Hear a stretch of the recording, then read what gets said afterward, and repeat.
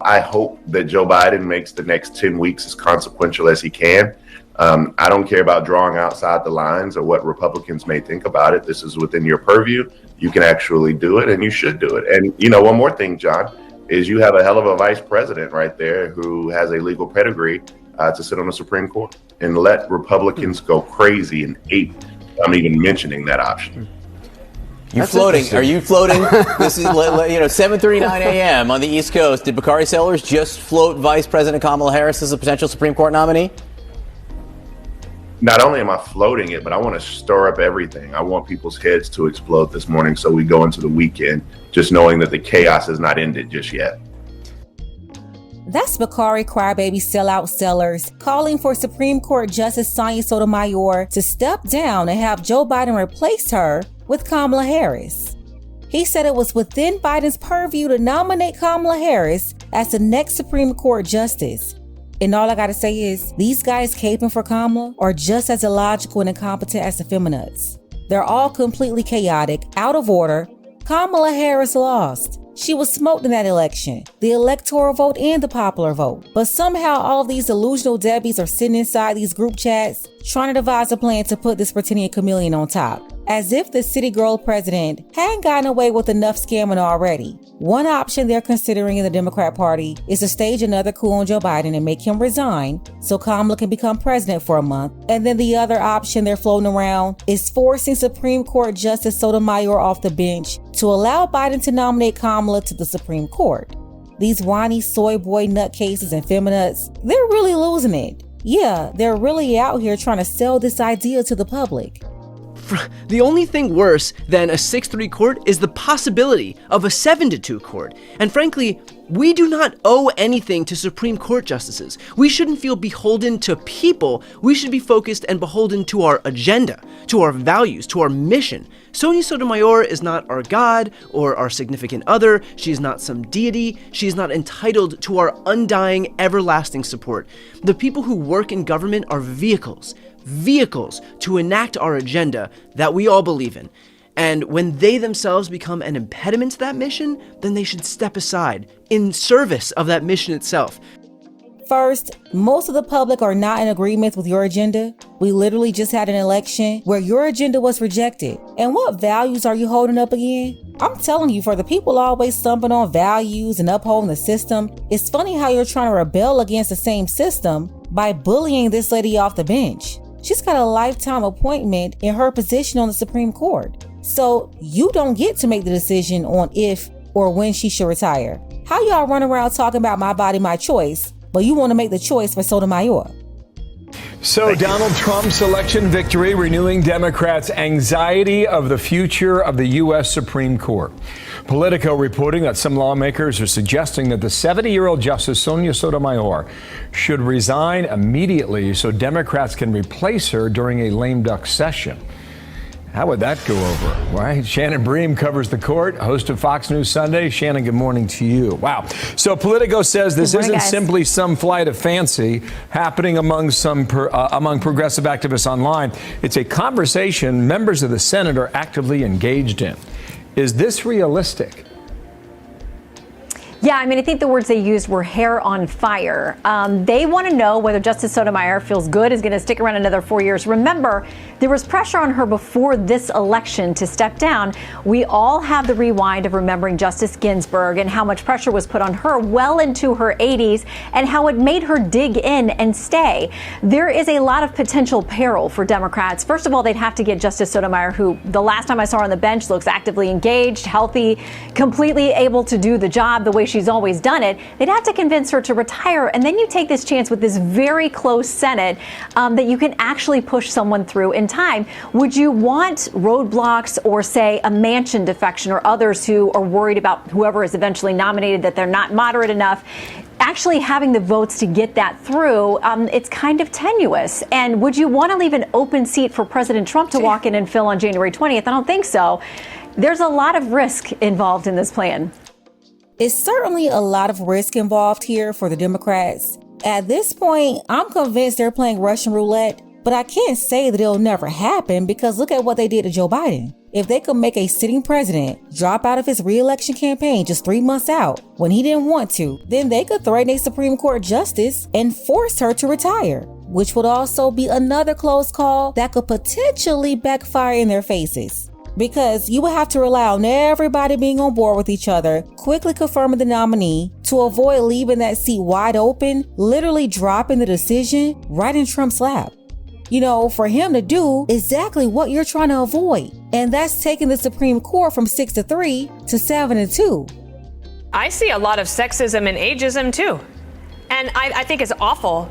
This is a lifetime appointment. This is her decision, not theirs, and that they're having conversations about her life. How disrespectful is that? And you think Mark Cuban talking about how Donald Trump doesn't surround himself by any intelligent women, and then he appoints, and we'll talk about it in a moment, Susie Wiles as the first woman chief of staff for any president. And I think it's terrible. Do you remember they tried this with Breyer, and it kind of worked. There was a retire Breyer whole campaign in order to get him to leave so that they could do this. But how awful is it to do this to a woman who went through confirmation, to then be thrown under the bus by them because they want to try to sneak one in for President Biden's legacy? Yeah, and there are shades of those who, as we've discussed, who feel like there is a bit of disability overtone discrimination to this kind of thing, because she's open about the fact that she's a diabetic. She carefully manages her health, and she's, not made a secret of that. But to kind of suggest that it's 70, and because she manages diabetes, that maybe it's time for her to go, that she wouldn't last 4 years from President Trump, that's very offensive to a lot of people, and I'm sure to her too. Now, I will say this: we've seen her publicly talk about how she has had her heart broken at time with decisions. It's been very difficult and exhausting and demoralizing to be on the court as it is now. But any decision about her leaving would have to be her timing.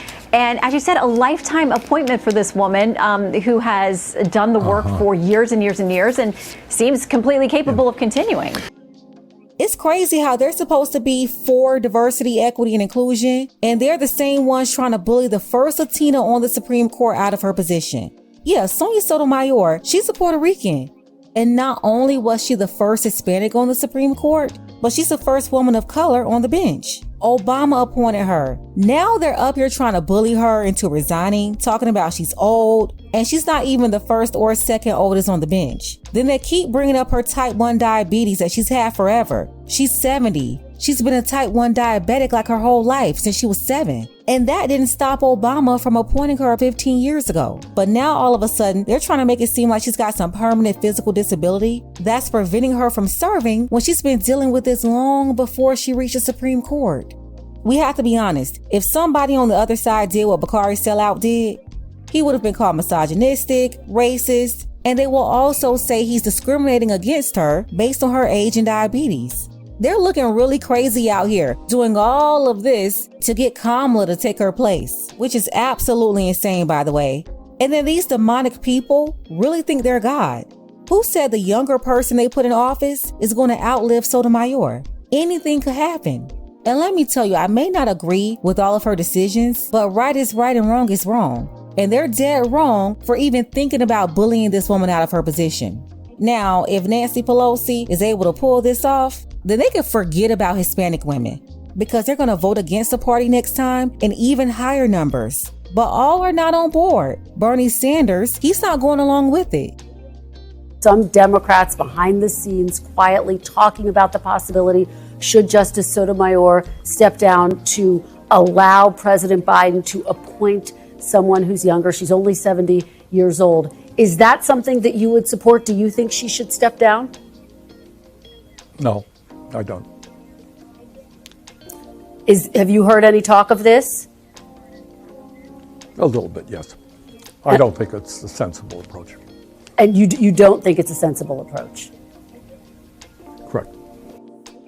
The prospect of Sotomayor retiring did spark conversation on X, with Tyler Austin, a contributor to The Atlantic, writing much of Harper, much of what people see as the right's tactical brilliance is really just the tactical stupidity of liberals like RBG, Biden, and Sotomayor, who are too narcissistic to do the right thing, and normie libs who are too scared of being called sexist, ageist, racist, etc. to tell them to GTFO. I think you know what that stands for. Another X user said, "Stop it with the Sotomayor should retire tomorrow. Honestly, shut the F up. Trump is going to replace Alito and Thomas with 40-year-olds, unquote. Currently, SCOTUS has a 6-3 conservative majority. Should Sonia Sotomayor retire now?"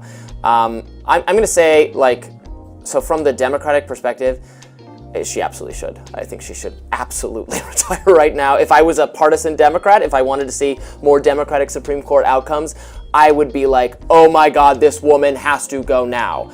70 is no spring chicken. I know we've accepted that everyone in government has to be 8,000 years old. She has been open about health problems, and Democrats may not have an opportunity to appoint a Supreme Court justice again for 4 years, for 8 years, for who knows. This, because you gotta have the presidency and control of the Senate, or you will not have enough. That's just the reality. And whose fault is that?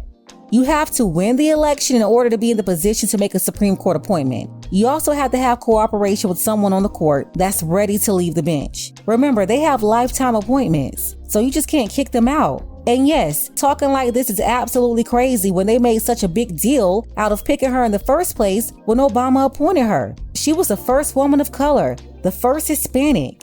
And it's not lost on me that these are the same people who try to create fake outrage with Puerto Ricans just a week before the election. Well, look at what they're doing to a Puerto Rican right now. These people are crazy, and they sound like the races they claim are on the other side. They just use identity politics to gain favor, literally use them as tools, and then they discard them when they're no longer useful. And all of a sudden, Sotomayor is useless after doing their bidding for so long. She's all of a sudden so much of a hazard, they want to force her out. This is all crazy. Do you think the Democrat mafia should force Sotomayor out of office and replace her with Kamala Harris? Was that a good idea from Bakari Sellout to push Sotomayor out and put Kamala in? Let me know what you think below. Shout out to Judah Zion. I appreciate you for your support, as well as Lisa W. If you want to show your support for the channel too, you have to use PayPal for now. The link is below. Ladies, fellas, want a balanced analysis, want the truth from a woman's perspective? Then you're going to want to subscribe to this channel, and don't forget to like and share.